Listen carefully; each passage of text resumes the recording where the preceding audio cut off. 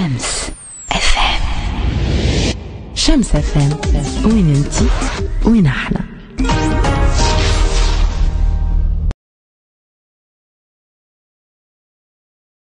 ماشي بقى الاستاذ العالم المقبل لو كهو اللي بالشجيه الخراب شوفوا فيش حتى قواعد اللي هو غد هذه ديما تقع في كل مره في كل الثقافات ديما تم.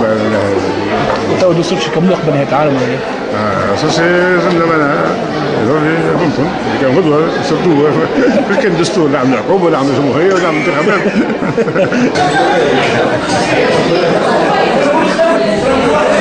انا ما عندناش فرصه ما نفرحوا بدستورنا. تو نكتب الدستور شو نحكي غدوه نهايه العالم على كله اذا انتهى العالم غدوه العالم يفيد الدستور ما كان في العالم الاخر. لا في العالم الاخر الدستور حاضر.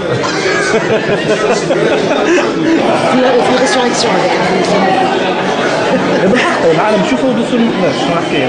فما حضروه في دار الشهيد دونك وتقابلوا الشهداء غادي والله ما عارفه. ناخذوا نهايه العالم. شكون المنجم هذا؟ هكا إذاعة خالد. هذه إذاعة خالد. ما تعرف من سئل هذا الرسول صلى الله عليه وسلم الجواب ما نعرفوه من أكثر من 15 سنة. ما المسؤول أعلم من السائل. من هذه من الحاجات اللي اختص بها ربي سبحانه وتعالى نفسه هكا ولا طيب ونحن تو نعيشوا في العالم الشعوذة أو غدوا نهاية العالم أو غدوا بداية العالم. كان وصلنا للدرجة دي يا خيابة المسعى. والله ايش باش نقول لك، اذا كان باش يقولوا لنا كون الوقت زرب على كتاب الدستور عندهم حق، لانه وخرنا واحنا مهمتنا الاصليه كتابه الدستور باش نمكن تونس من الدستور كما يحلموا به. هو الاكيد باش ينتهي هذا الدستور نهايه العالم، لانه معناتها ثم علم موجود كل اللي يحب يطلع عليه اسمه علم اخر الزمان.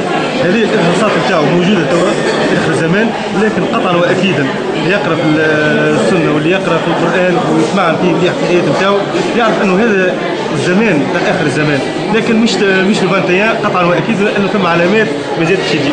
غدوة نهاية العالم. لا والدستور ما تكتبش تو نحكي.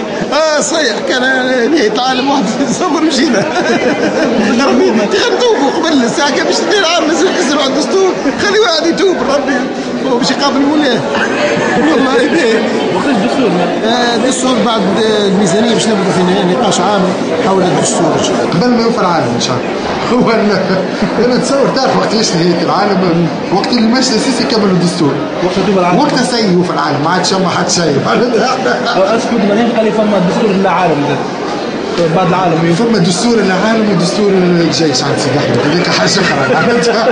كل حاجه ذكرتها على الجيش. سيدي احمد عز الناس يموت على الجيش مسكين يستنى في الدستور بدقيقه ودرج. والله العظيم نهار كي يكملوا دستور ما قلتلكمش باش نفرحوا بيكم الاعلاميين على سهريه الصباح يا ولدي سهريه على الصباح ونحطوا الدستور في الوسط ندوروا بيه كرتوش.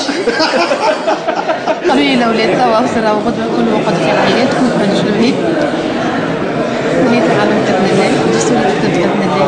كيفاش الليله؟